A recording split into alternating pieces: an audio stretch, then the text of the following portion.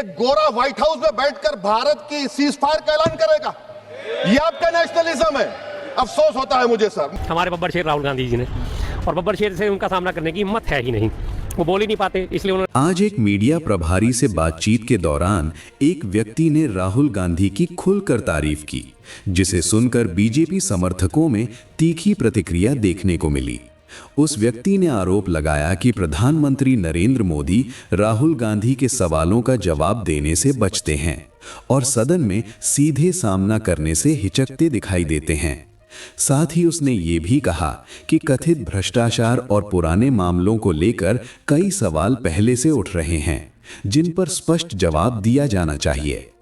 पहले सुनिए ये बयान। भाषण होना था तो उनका सामना किसने करना था? हमारे बब्बर शेर राहुल गांधी जी ने, और बब्बर शेर से उनका सामना करने की हिम्मत है ही नहीं, वो बोल ही नहीं पाते, इसलिए उन्होंने अपना सेफ पैसेज चुना। जाके राज्यसभा पहुंच गए, उन्हें पता है कि राज्यसभा में लोकसभा के सांसद नहीं जाएंगे, और राज्यसभा में जब वो पहुंचे तो विपक्ष ने सारा वॉकआउट कर दिया 10 मिनट बाद ही।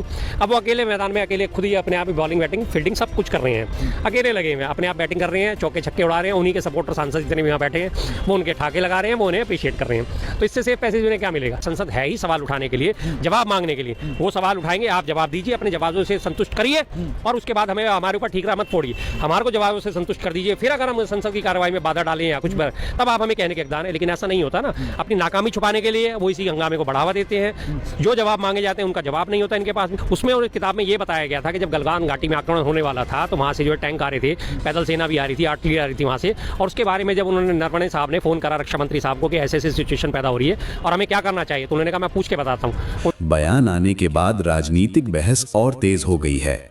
एक तरफ समर्थक इन आरोपों को बेबुनियाद बता रहे हैं, तो दूसरी ओर कुछ लोग पारदर्शिता और सीधे जवाब की मांग कर रहे हैं। अब देखना होगा कि ये मुद्दा आगे किस दिशा में बढ़ता है। अब बढ़ते हैं अगली बड़ी खबर की तरफ। पहलगाम आतंकी हमले को लेकर सदन में एक बार फिर चर्चा तेज हो गई है।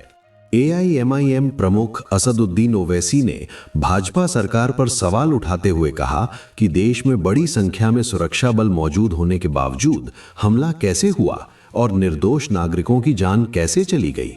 उन्होंने कहा कि ये सवाल हर भारतीय के मन में है और घटना की पूरी जवाबदेही तय होनी चाहिए। पहले सुनिए ओवैसी का बयान। एक गोरा व्हाइट हाउस में बैठकर भारत की सीज फायर का ऐलान करेगा? ये आपका नेशनलिज्म है। अफसोस होता है मुझे सर। मैडम मैं आपसे पूछना चाह रहा हूं कि अगर एक चचा सैम ऐलान कर रहे हैं तो हमारी फौज पर क्या असर पड़ा होगा? हमारे उन पायलटों पर क्या असर पड़ेगा जो नहीं मालूम कितनी ऊपर आसमानों पर भारत की हिफाजत कर रहे हैं? वो नेवी का सिपाही जो समंदर में खड़ा हुआ है, उसको यह नहीं मालूम हो रहा है कि मेरा प्रधानमंत्री ऐलान नहीं किया, एक गोरे ने ऐलान किया। बड़ा ये आपके कैसा हो? इस बयान के सामने आने के बाद राजनीतिक बहस और तेज हो गई है। कुछ विश्लेषणों में ये सवाल भी उठ रहा है कि अगर पाकिस्तान की ओर से तनाव बढ़ा था तो संघर्ष विराम किन परिस्थितियों में हुआ। इस दौरान अमेरिका के पूर्व राष्ट्रपति डोनाल्ड ट्रंप की भूमिका पर भी चर्चा हुई, जबकि सरकार के फैसलों को प्रधानमंत्री नरेंद्र मोदी की रणनीतिक पहल बताया जा रहा है। अब जनता जानना चाहती है कि सुरक्षा और जवाबदेही पर आगे क्या ठोस कदम उठाए जाएंगे।